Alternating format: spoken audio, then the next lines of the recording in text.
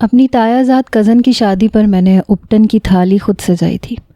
رات کو اپٹن کا فنکشن تھا جو کہ خالص طور پر لڑکیوں کا ہی ہوتا ہے۔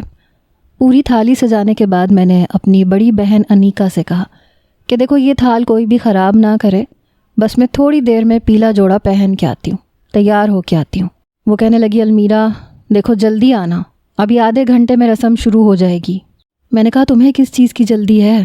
وہ کہنے لگی لو تم جانتی تو ہو وہ میری کزن ہی نہیں میری بہت اچھی دوست بھی ہے۔ میں نے کہا ہاں جانتی تو میں ہوں، کیا راز ہے تم اسے کیوں اتنی جلدی جلدی اپٹن لگانا چاہتی ہو؟ وہ کہنے لگی کیوں لگانا چاہتی ہوں بتاؤ مجھے۔ میں نے کہا کیوں بتاؤں، ویسے بھی اس شادی پہ تمہارے لیے ایک خاص سرپرائز ہے، وہ بات صرف ہم جانتے ہیں، لیکن میں امی سے سن چکی تھی، بلکہ امی کو میں نے ہی منع کیا تھا کہ انیکا کو کچھ مت بتائیے گا۔ وہ کہنے لگی تمہاری ان فضول باتوں میں آنے والی نہیں ہوں، میں جا رہی ہوں اور یہ اپنے تھال کی حفاظت تم خود کرو۔ میں نے کہا بڑی بے مروت ہو۔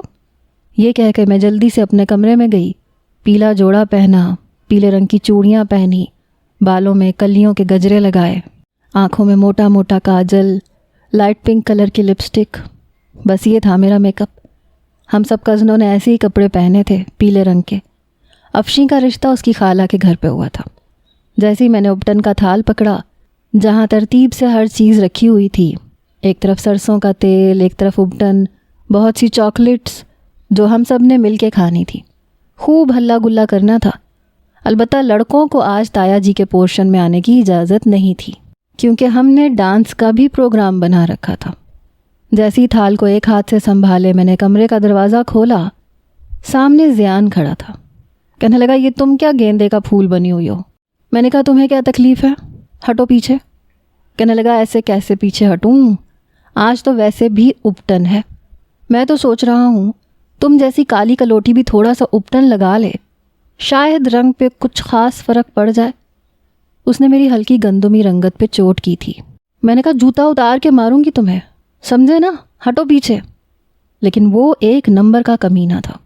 اپٹن کی پیالی سے اپنی 3 انگلیوں میں اپٹن بھرا اور میرے منہ پہ مل دیا۔ میں نے کہا زیان کے بچے مر جاؤ گے مجھ سے۔ میں نے تھال ایک طرف رکھا، اپٹن کی پیالی پکڑی اور اس کے پیچھے بھاگنے لگی۔ وہ اوپر کا زینہ چڑھ گیا جہاں میرے تایا ابا کا گھر تھا۔ میں اس کے پیچھے بھاگ رہی تھی، لیکن وہ 4 سیڑھیاں پھلانگتا ہوا غائب ہو گیا۔ میں نے کہا تمہیں چھوڑوں گی نہیں آج میں، تم میرے ہاتھ سے ضائع ہو جاؤ گے آج۔ یہ کہتے ہوئے میں بری طرح سے دانش بھائی کے ساتھ ٹکرائی۔ میرے ہاتھ میں پکڑا اپٹن ان کی سفید کلف والی قمیض کی زینت بن چکا تھا اور میری جان نکلی تھی، کیونکہ وہ ویسے ہی غصے کے بڑے تیز تھے۔ کہنے لگے المیرا یہ کیا کیا ہے تم نے، تمہارا بچپنا کب ختم ہوگا؟ میں تنگ آ چکا ہوں تمہاری ان نان سیریس حرکتوں سے۔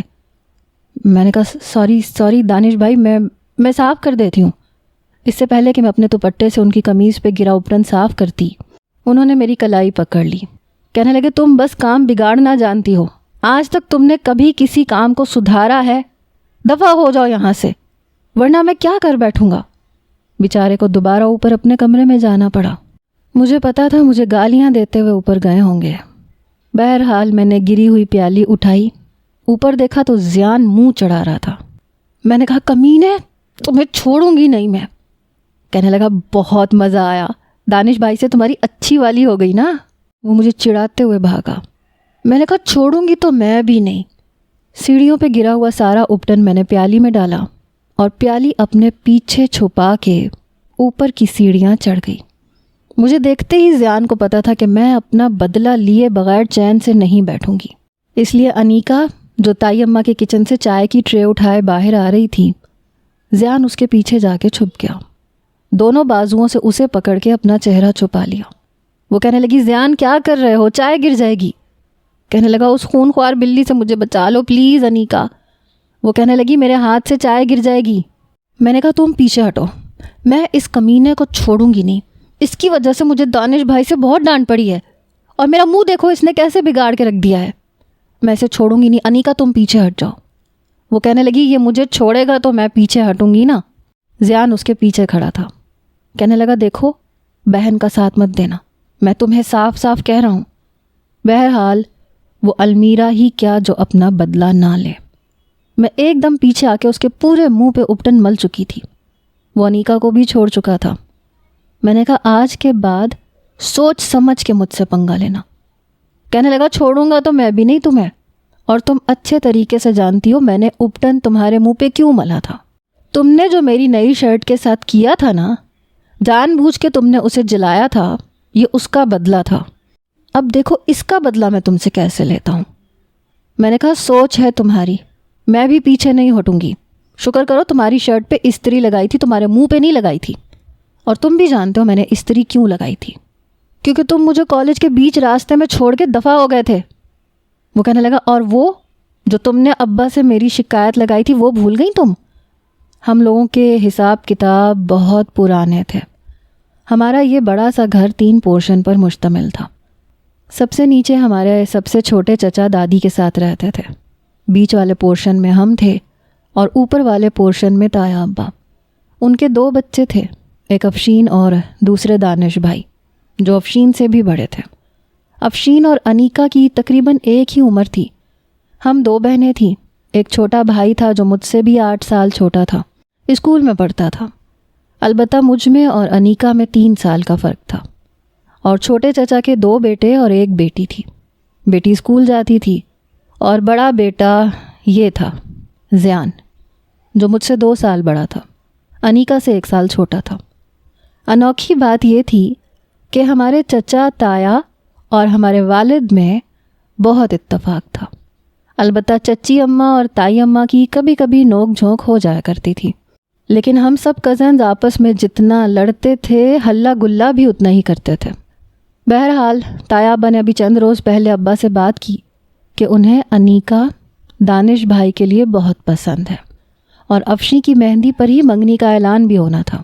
ہمارے ہاں ایسے سب فیصلے بڑے ہی کرتے تھے اور ہمارے ذہنوں میں ایک دوسرے کو لے کے ایسا کچھ تھا بھی نہیں کہ ہم اختلاف کرتے یا ہمیں اپنے بڑوں کے فیصلے پہ کوئی ناراضگی یا اختلاف ہوتا. امی کہنے لگیں کہ ایسا کرو تم انیکا سے بات کر لو، اسے پتہ تو ہو.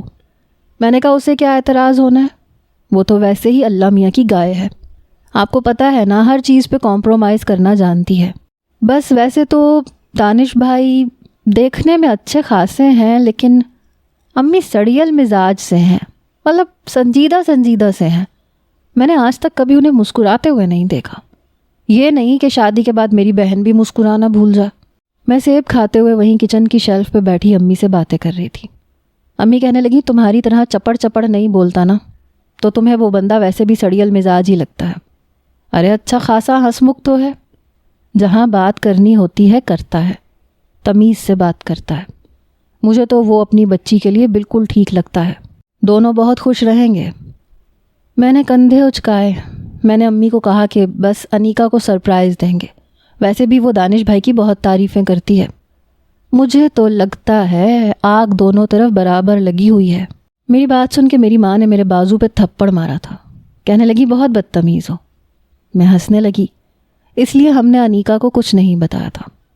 ڈھولک مجھے ہی بجانی آتی تھی، اس لیے دوبارہ سے میں نے اپٹن کا تھال سجایا، اپنا منہ بھی دھویا، میک اپ بھی دوبارہ سے کیا، کیونکہ اب کسی بھی مرد حضرات کا اوپر کے پورشن میں آنا منع تھا. ہم سب لڑکیوں نے خوب ہلا گلا کیا. افشین کی بہت ساری سہیلیاں بھی آئی تھیں. میں نے بھی اپنے کالج کی دوستوں کو بلایا تھا. افشین کی مائیوں پہ بہت مزہ آیا. کھانا کھانے کے بعد میں نیچے اپنے پورشن میں آئی. جیسے ہی اپنا کمرہ کھولا میرے ہوش اڑ کے رہ گئے. میرے کمرے کا حشر نشر ہوا پڑا تھا اور میں جانتی تھی کہ کرنے والا زیان ہے اور کوئی نہیں. میں غصے سے نیچے اتری تو نیچے والے پورشن میں وہ بیٹھا کھانا کھا رہا تھا. تمام مرد حضرات وہیں پہ کھانا کھا رہے تھے. تایا ابا، چچا، میرے والد، دانش بھائی اور وہ کمینہ زیان مجھے دیکھ کے یوں کھا رہا تھا جیسے اس نے کچھ کیا ہی نہیں. میں جا کے سیدھا چچا کے پاس بیٹھ گئی. مجھے دیکھ کے کہنے لگے واہ میری بیٹی تو آج بہت پیاری لگ رہی ہے. میں نے کہا چچا جان، زیان نے میرے کمرے کا حشر نشر کر دیا، اس سے پوچھے اسے کیا تکلیف ہے. کہنے لگا ابا یہ 1 نمبر کی جھوٹی لڑکی ہے، میں نے کچھ بھی نہیں کیا، یہ خود اپنے کمرے کا حشر بگاڑ کے آئی ہے، نام میرا لگا رہی ہے. چچا نے غصے سے اسے گھور کے دیکھا. میں جانتی تھی وہ مجھ سے بہت پیار کرتے ہیں، اس کی بات پہ یقین کریں گے ہی نہیں۔ وہ کہنے لگے زیان میں تمہیں اچھے طریقے سے جانتا ہوں، جیسے تم نے المیرا کا کمرہ خراب کیا ہے ویسے ہی جا کے ٹھیک کر کے آؤ۔ وہ کہنے لگا میں سچ کہہ رہا ہوں، یہ جھوٹ بول رہی ہے، یہ جان بوجھ کے کر رہی ہے، آپ کو اپنے بیٹے پہ بھروسہ نہیں ہے۔ وہ کہنے لگے بالکل بھی نہیں ہے، مجھے پتہ ہے المیرا جھوٹ بول ہی نہیں سکتی۔ پھر مجھے کہنے لگے بیٹے تم نے کھانا تو ٹھیک سے کھایا تھا نا؟ میں نے کہا جی چچا جی میں نے کھانا بالکل ڈٹ کے کھایا ہے، اب میں یہیں پہ بیٹھی ہوں جب تک یہ میرا کمرہ ٹھیک نہیں کرے گا۔ کھانا کھانے کے بعد زیان اوپر گیا، جب میں کمرے میں گئی تو میرے کمرے کی بکھری ہوئی چادر بچھا رہا تھا۔ کہنے لگا یہ جو تم میرے باپ کی چمچی بنی ہوئی ہو نا، دیکھ لینا سیدھا جہنم میں جاؤ گی۔ میں نے کہا ہاں ضرور جاؤں گی، لیکن تمہارا ہاتھ پکڑ کے تمہیں ساتھ لے کے جاؤں گی۔ کہنے لگا میں کیوں جانے لگا، منہ دھو کے رکھو اپنا۔ میں نے کہا میرے ساتھ تو تمہیں ہر جگہ جانا پڑے گا، اب تم یہ خود سوچ لو کہ جہنم میں جانا پسند کرو گے یا جنت میں۔ کہنے لگا تمہارے ساتھ میں کہیں بھی نہیں۔ میرے کمرے کو درست کر کے وہ کمرے سے باہر نکل چکا تھا۔ میں نے سکون کی گہری سانس لی۔ اگلے روز مہندی تھی اور زیان کی یونیورسٹی کا آخری پیپر بھی تھا۔ میں اس وقت کپڑے پریس کر رہی تھی اور انیکا کے کمرے میں تھی۔ وہ اپنے ہاتھ پہ مہندی لگا رہی تھی، کہہ رہی تھی میں ابھی مہندی لگا لوں ورنہ پھر سب کی مہندی بھی مجھے لگانی پڑے گی اور اپنے لیے پھر وقت ہی نہیں ملے گا۔ جب زیان اپنی کتابیں لا کے بیڈ پہ پٹک چکا تھا، کہنے لگا یار یہ مجھے سمجھ نہیں آ رہا، تھوڑا سمجھا دو نا۔ وہ انیکا سے 1 کلاس جونیئر تھا، لیکن سبجیکٹ دونوں کے ایک جیسے تھے۔ وہ کہنے لگی میرے ہاتھ میں مہندی لگ رہی ہے۔ کہنے لگا تو کیا ہوا، منہ سے سمجھانا ہے نا یار، سمجھا دو۔ تم بہت اچھے سے کلیئر کرتی ہو، مجھے سب سمجھ میں آ جاتا ہے۔ میں نے کہا یہ تم میری بہن کے پاس کیوں آئے ہو سمجھنے کے لیے؟ کہنے لگا تم اپنا منہ بند رکھو، سمجھی نا، اس وقت میں تم سے لڑنے کے موڈ میں نہیں ہوں، نہ میرے پاس ٹائم ہے۔ صبح صبح میرا پیپر ہے اور اسی دن شادی بھی ہے۔ انیکا یار یہ سمجھا دو نا، کیسے ہوگا؟ وہ بیچاری اپنی مہندی چھوڑ کے اسے سمجھانے لگی۔ میں نے کہا یہ تمہیں بہت مکھن لگاتا ہے، ذرا اسے اپنی اوقات میں رکھا کرو، ہم نے اس کا ٹھیکہ نہیں لے رکھا۔ مجھے پتہ ہے جتنی مرضی تم اس کے ساتھ سر کھپائی کر لو، اس نے صرف پاس ہی ہونا ہے۔ زیان نے بیڈ سے تکیہ اٹھایا، صوفے پہ میری طرف پھینکا، کہنے لگا لڑکی اپنا منہ بند کرو، اگر مجھے سمجھ میں نہیں آیا نا یہ ساری کی ساری مہندی میں تمہارے منہ پہ مار دوں گا، اور شادی پہ تمہارا جو نقشہ بنا ہوگا نا پھر سب دیکھیں گے۔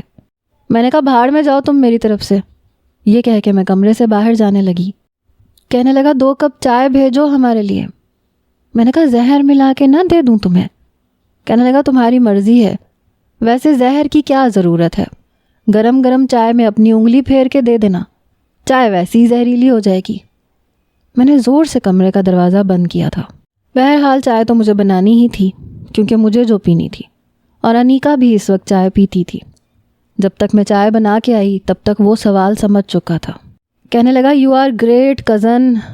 پھر مجھے دیکھ کے انیکا سے کہنے لگا اسے اپنا جھوٹا کھلایا کرو تاکہ تھوڑی سی تمیز اسے بھی آ جائے۔ میں نے کہا اٹھو یہاں سے، پڑھ لیا نا تم نے اپنی استانی جی سے، اب باہر جاؤ، تمہاری چائے میں نے نہیں بنائی۔ جاتے جاتے وہ میرا کپ اٹھا کے باہر چلا گیا۔ میں نے کہا رک جاؤ، بتاتی ہوں میں تمہیں ابھی۔ انیکا کہنے لگی کوئی بات نہیں، میری چائے پی لو، کیا ہر وقت اس سے لڑتی رہتی ہو؟ میں نے کہا وہ ہے اس قابل کہ اس سے لڑا جائے۔ میں نے انیکا کی چائے نہیں پی تھی۔ کچھ دیر بعد دروازے پہ دستک ہوئی، باہر دانش بھائی کی آواز آئی۔ انیکا کہنے لگی یہ یہاں کیا کر رہے ہیں؟ میں نے کہا دل کی بےتابیاں سنبھالی نہیں جا رہی ہوں گی اس لیے آئے ہوں گے۔ میری بات سن کے انیکا نے مجھے غصے سے گھور کے دیکھا، کہنے لگی زبان سنبھال کے بات کیا کرو، اگر انہوں نے سن لیا نا تو تمہاری ساری بےتابیاں نکال کے رکھ دیں گے۔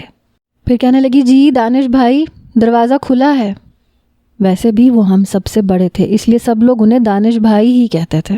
دروازہ کھلا، وہ کہنے لگے انیکا پلیز یہ کپڑے استری کر دو، لیکن جب اس کے ہاتھ پہ مہندی دیکھی تو کہنے لگے او ہو تم تو مہندی لگا چکی ہو، چلو میں دیکھتا ہوں، خود ہی کر لیتا ہوں۔ میں فوراً سے کھڑی ہو گئی، آخر میرے ہونے والے بہنوئی تھے، میں نے سوچا چلو تھوڑی سی خدمت کر ہی دینی چاہیے۔ میں نے کہا دانش بھائی لائے مجھے دے دیں، میں استری کر دیتی ہوں۔ اس سے پہلے کہ میں ان کی شلوار قمیض ان کے ہاتھ سے پکڑتی انہوں نے پیچھے کر لی، کہنے لگے نہیں تم ہرگز بھی نہیں، کیونکہ تمہارے یہ جو ہاتھ ہے نا، یہ صرف الٹے کام کرنے کے لیے بنے ہوئے ہیں. ان ہاتھوں سے کبھی بھی سیدھا کام ہو ہی نہیں سکتا، اس لیے بہتر ہے کہ میں خود ہی کر لوں. بڑے سپاٹ لہجے میں یہ کہتے ہوئے وہ چلے گئے. میں نے کہا سچی بات یہ ہے کہ موصوف صرف تمہارے ہاتھ سے کام کروانے آئے تھے. انیکا کہنے لگی بہت فضول بولنے لگی ہو تم، اور ٹھیک ہی تو کہہ رہا تھا، چلتی کہیں ہو گرتی کہیں ہو. یاد ہے ابھی تھوڑے دن پہلے چائے بنانے کا کہا تھا تم سے دانش بھائی نے، اور تم چائے کی پتی گرا کے بیٹھ گئی تھیں. میں نے کہا تو وہ اس کا ڈبہ ہی نہیں کھل رہا تھا. میں نے ذرا سا زور کیا لگایا، ساری پتی نیچے گر گئی. صاف بھی تو میں نے کی تھی. میں نے لاپرواہی سے جواب دیا، اور شاید یہ سچ بھی تھا.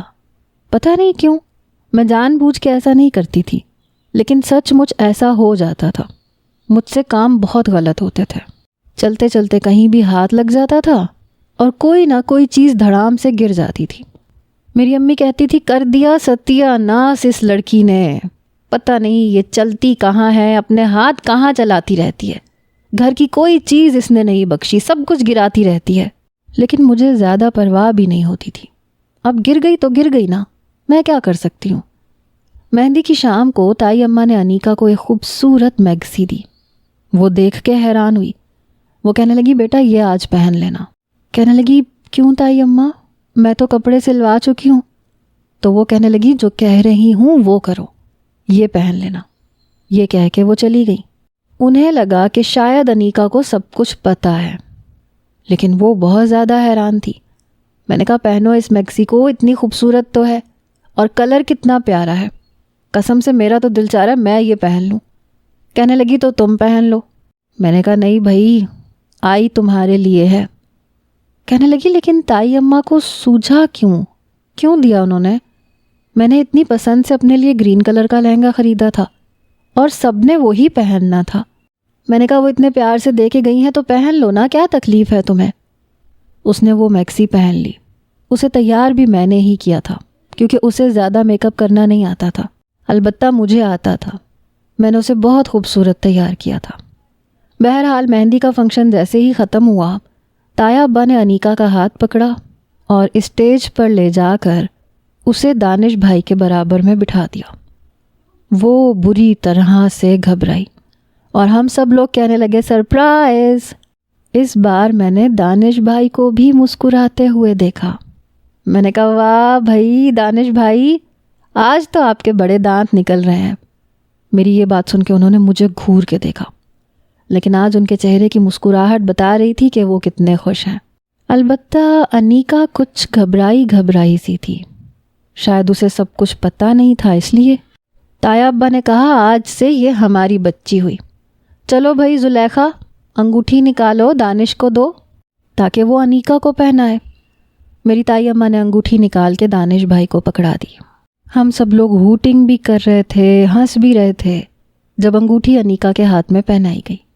بہرحال ہم سب نے ان دونوں کو مٹھائی کھلائی. میں انیکا کے برابر میں بیٹھ گئی.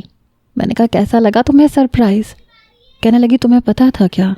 میں نے کہا ہاں سب کو پتہ تھا، جانے نہ جانے گل ہی نہ جانے باغ تو سارا جانے ہے. ہم چاہتے تھے تمہیں سرپرائز دیں. میری بات سن کے وہ ذرا سا مسکرائی. بہت پیاری لگ رہی تھی، بلکہ دونوں کا کپل بہت اچھا لگ رہا تھا. بہرحال رات کو جب میں کمرے میں آئی تب تک انیکا اپنے کپڑے تبدیل کر چکی تھی. فوراً سے سونے کے لیے بھی لیٹ گئی. حالانکہ اتنی جلدی سوتی نہیں تھی. میں اس کے برابر میں لیٹ گئی. ہم دونوں کا ایک ہی کمرہ تھا. میں نے کہا کیا ہوا، اتنی جلدی نیند کیسے آ گئی تمہیں؟ کہنے لگی ہاں تھکی ہوئی ہوں. میں نے کہا یار تم دونوں کا کپل کتنا اچھا ہے نا، تم بھی کم گو ہو، دانش بھائی بھی، بہت اچھی گزرے گی تم لوگوں کی. کہنے لگی ہاں بہت اچھے ہیں وہ، لیکن المیرا تم نے مجھے بتایا کیوں نہیں؟ میں نے کہا کیونکہ میں نے تمہیں دیکھا تھا، تم دانش بھائی کے کام بھاگ بھاگ کے کرتی تھی. میں سمجھ گئی تھی کہ تم بھی انہیں پسند کرتی ہو، اور ہمارے خاندان میں سب سے پہلے رشتے خاندان میں دیکھے جاتے ہیں، اپنی ہی فیملی میں، اور تمہارے لیے صرف دانش بھائی ہی بچتے تھے. اس لیے کچھ تو تم نے بھی سوچا ہوگا ہے نا؟ دیکھ لو تمہاری بہن ہوں اس لیے مجھے پتہ چل گیا تھا. اس نے میری طرف بڑی غور سے دیکھا. کہنے لگی ہاں یہ بات تو ہے، جتنا کچھ تم نے جان لیا اتنا تو میں بھی نہیں جان پائی. میں نے کہا بس ٹھیک ہے، پھر دعائیں دو مجھے۔ صبح ہم لوگ کافی دیر سے اٹھے۔ جب میں کمرے سے باہر آئی تو سب لوگ ناشتہ کر چکے تھے۔ میں چچی کے گھر چلی گئی۔ مجھے پتا تھا آج زیان کا آخری پیپر ہے، وہ ابھی یونیورسٹی سے واپس آیا تھا۔ چچی اس سے ناشتے کا پوچھ رہی تھی۔ کہنے لگا نہیں کروں گا، سر میں درد ہے، رات بھر جاگتا رہا ہوں، بس اب سوؤں گا۔ وہ بھی یہ کہہ ہی رہا تھا جب میں سیڑھیاں پھلانگتی ہوئی نیچے اتر رہی تھی کہ اچانک سے میرا پاؤں پھسلا اور میں دھڑام سے سیڑھی پہ گری، اور اسی طرح سے میں گر کے نیچے پہنچی۔ آپ اچھے طریقے سے سوچ سکتے ہیں، میری کوہنی پہ چوٹ لگ گئی، پاؤں پہ بھی۔ چچی کہنے لگی اللہ لڑکی، تم آفت ہو کیا؟ آندھی طوفان کی طرح آتی جاتی ہو۔ خیر میں گر گر کے ڈھیٹ ہو چکی تھی۔ البتہ زیان ایک دفعہ بھی میرے پاس نہیں آیا۔ کہنے لگا بہت اچھا ہوا، تمہارے ساتھ ایسے ہی ہونا چاہیے تھا۔ میں نے کہا چچی اس کا منہ بند کروا دیں، کمینہ، اسی نے گندی نظر لگائی ہے مجھے، تبھی میں گری ہوں۔ میں اپنی کوہنی کو سہلا رہی تھی جب وہ اپنے کمرے میں جا کے دروازہ بند کر چکا تھا۔ چچی کہنے لگیں تم آئی کیوں تھی؟ میں نے کہا اس کمینے سے پوچھنے آئی تھی کہ اس کا پیپر کیسا ہوا ہے، اللہ کرے فیل ہو جائے۔ چچی کہنے لگی اللہ نہ کرے، اچھا آؤ کوشش کرو چلنے کی۔ میرے پاؤں میں موچ آ گئی تھی۔ میں لنگڑاتے ہوئے لاؤنج کے صوفے پہ آ کے بیٹھ گئی، ساتھ میں آنسو بھی بہا رہی تھی۔ چچا بھی میرے برابر میں آ کے بیٹھ گئے۔ پھر اپنی چھوٹی بیٹی سے کہنے لگے مریم جاؤ ڈیٹول لے کے آؤ۔ پھر مجھ سے کہنے لگے زیادہ چوٹ تو نہیں آئی؟ میں نے کہا پاؤں نہیں چل رہا میرا، میں نے ناشتہ بھی نہیں کیا، اس کمینے سے پوچھنے آئی تھی کہ اس کا پیپر کیسا ہوا۔ چچی کہنے لگی اتنی فکر ہے اس کی تمہیں؟ میں نے کہا ہاں ہے، تبھی تو آئی تھی۔ پھر وہ مسکرانے لگی، کہنے لگی اچھا چلو میں تمہیں ناشتہ بنا کے دیتی ہوں۔ جیسے ہی وہ کھڑی ہوئی میں نے کہا میں پراٹھا آملیٹ کھاؤں گی۔ چچی بہت مزے کے پراٹھے بناتی تھی، بالکل بل والے خستہ قسم کے۔ ہم سارے گھر میں چچی کی کوکنگ سب سے زیادہ اچھی تھی، بہت مزے کے کھانے بناتی تھیں۔ خیر میرے پاؤں پہ موچ آئی نہیں تھی، شاید چوٹ ہی لگی تھی۔ کچھ دیر میں اپنا پاؤں مسلسل ہلاتی رہی تو چلنے کے قابل بھی ہو گیا۔ ناشتے کے وقت چچی نے مریم سے کہا جاؤ زیان بھائی کو بلا کے لاؤ، صبح بھی کچھ کھا کے نہیں گیا تھا، ابھی بھی آتے ہی کمرے میں چلا گیا ہے، بتایا تک نہیں کہ پیپر کیسا ہوا ہے۔ مریم جب زیان کے کمرے میں گئی تو کہنے لگی بھائی تو سو چکے۔ میں نے کہا ہاں پوری رات پڑھتا رہا ہوگا نا، اب گدھے گھوڑے بیچ کے سو رہا ہے۔ بہرحال میں نیچے ہی بیٹھی رہی، چچی سے باتیں کرتی رہی، وہ بھی مجھ سے مشورے مانگتی رہتی تھیں۔ بتاؤ المیرا آج کے دن جولری کون سی پہنوں، سلور یا گولڈن؟ اور میں انہیں مشورے دیتی رہتی تھی۔ کبھی کبھی جب ان سے اچھا میک اپ نہیں ہوتا تھا تو اوپر آ جاتی تھیں اور میں ان کا میک اپ کر دیتی تھی۔ کچھ دیر میں میری والدہ مجھے پکارنے لگیں کہ جلدی سے آؤ، تیار ہو جاؤ، آج شادی کا فنکشن ہے، اتنے کام ہیں، تم کیا نیچے جا کے بیٹھ گئی ہو؟ میں نے کہا آ رہی ہوں۔ بار بار میں زیان کے کمرے کی طرف دیکھ رہی تھی کہ جب اس کا دروازہ کھلے تو اس سے پوچھوں کہ اس کا پیپر کیسا ہوا ہے، کہیں کوئی گڑبڑ تو نہیں کر کے آ گیا۔ لیکن اس کا دروازہ ہی نہیں کھلا۔ میں مایوس ہو کر اوپر پہنچی۔ والدہ مجھے غصے سے دیکھ رہی تھیں، کہنے لگیں وقت دیکھا ہے تم نے، 3 بج رہے ہیں اور ڈھیر سارے کام ہیں۔ میں نے کہا نیکا کہاں ہے؟ وہ کہنے لگی اس نے کہاں ہونا ہے، افشین کو مہندی لگا رہی ہے۔ میں نے کہا تو رات نہیں لگائی تھی؟ کہنے لگی کہاں، آتے ہی تو سو گئی تھی، اب صبح سے وہ اوپر بیٹھی ہوئی ہے اور تم نیچے چاچی کے پاس جا کے بیٹھ گئی ہو، ماں کی تو کسی کو فکر ہی نہیں ہے۔ میں نے اپنی والدہ کے گلے میں دونوں باہیں ڈالی۔ میں نے کہا اچھا بتائے نا کیا کام کرنا ہے، میں کر دیتی ہوں۔ کہنے لگی اگر سیدھا سیدھا کر سکتی ہو تو میرے کپڑے پریس کر دو اور خدا کے لیے جلا مت دینا۔ میں نے کہا نہیں جلاتی، کر دیتی ہوں۔ میرا چھوٹا بھائی بھی آ گیا، کہنے لگا آپ ہی میرا سوٹ بالکل ٹھیک پریس کرنا، خدا کے لیے جلانا مت۔ میں نے کہا تم لوگوں نے مجھے سمجھ کیا رکھا ہے، تو مجھے کسی بھی کام کی تمیز نہیں ہے۔ میں نے بڑی احتیاط سے اپنی ماں کا اور چھوٹے بھائی کا سوٹ پریس کیا۔ میری تائی اماں کہنے لگی المیرا دانش کے ساتھ جا کر باراتیوں کے پہننے کے لیے پھول لے آؤ اور ساتھ میں استقبال کے لیے گلاب کی پتیاں بھی لے آنا۔ میں نے کہا ٹھیک ہے میں جاتی ہوں، کہاں ہے دانش بھائی؟ وہ کہنے لگی وہ گاڑی میں بیٹھا ہے، ہارن بجا رہا ہے، جاؤ جلدی سے۔ میں تیزی سے سیڑھیاں اتری۔ مجھے نہیں پتا تھا زیان سیڑھیاں چڑھ رہا ہے، اس لیے میں بری طرح اس کے ساتھ ٹکرائی۔ کہنے لگا اندھی ہو کے چلتی ہو کیا، نظر نہیں آتا تمہیں؟ میں نے کہا تم بیچ میں آئے تھے، سمجھے نا؟ میں نے ایک تھپڑ اس کے کندھے پہ مارا۔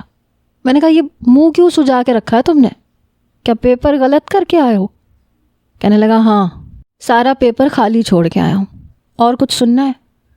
میں نے کہا نہیں، بھاڑ میں جاؤ، اچھا ہے فیل ہو جاؤ گے۔ کہنے لگا میرے منہ مت لگنا، گلا دبا دوں گا تمہارا، مر جاؤ گی میرے ہاتھوں سے۔ میں نے کہا تم نے کیا انگارے چبا رکھے ہیں، میں نے تمہیں کہا کیا ہے؟ کہنے لگا یہ خواہ مخواہ کی ٹکرے نا مجھے مت مارا کرو، دیوار میں جا کے مارا کرو، سمجھی نا؟ اندھی کہیں کی، صدا کی لولی لنگڑی، چلتی کہاں ہو، پہنچتی کہاں ہو، ہٹو پیچھے۔ مجھے پیچھے کرتا ہوا وہ اوپر چلا گیا۔ میں نے کہا اللہ کرے فیل ہو جاؤ تم، جوتے کھاؤ اپنے پروفیسر سے، کمینہ کہیں کا۔ یہ کہہ کے میں نیچے اتری۔ باہر گئی تو دانش بھائی نے جیسے گاڑی کے ہارن پہ ہاتھ رکھ دیا تھا۔ بڑی مشکل سے چلتے ہوئے میں گاڑی میں پہنچی، کیونکہ پاؤں میں تو ابھی بھی درد تھا۔ میں نے فرنٹ ڈور کھولا اور بیٹھ گئی۔ کہنے لگے اتنی دیر؟ تم تو ویسے بھی سارے جہان کی فارغ ہو، لیکن ہمیں اور بہت سارے کام ہیں، سمجھی نا؟ بہن کی شادی ہے، ابھی مجھے جا کے کیٹرنگ والوں کی بھی خبر لینی ہے کہ کھانا کیسا بنا رہے ہیں، اور ایک تم ہو کہ… وہ غصے سے دانت کچکچا رہے تھے۔ پتہ نہیں یہ سب کو میں فارغ کیوں لگتی تھی، میں ہی بری کیوں لگتی تھی۔ میں ان سے بحث نہیں کرنا چاہتی تھی۔ بھائی نے گاڑی چلائی اور ایک فلاور کی دکان پہ جا کے روکی، پھر سارے گلاب کے پھول اور ہار پیک کروا کے مجھے پکڑائے۔ میں نے کہا ایسے کریں دانش بھائی، گجرے بھی لے لیں، بارات کے ساتھ جو عورتیں آئیں گی نا انہیں گجرے پہنائیں گے، بہت اچھا لگے گا۔ پہلے وہ مجھے دیکھتے رہے، پھر کہنے لگا آئیڈیا تو اچھا دیا ہے تم نے۔ پھر اسی وقت انہوں نے گجرے لے بھی لیے۔ پھر میں نے ایک بہت خوبصورت سی ٹوکری بھی خریدی تاکہ جب بارات کی خواتین آئیں تو اس ٹوکری میں سارے گجرے رکھ کے ایک ایک کر کے پکڑاتی جاؤں، اچھا لگے گا۔ بارات میں کسی چیز کی کوئی کمی نہیں ہوئی تھی، اور میری چچی میری بہت تعریف کر رہی تھی، کہہ رہی تھی تم بہت اچھی لگ رہی ہو۔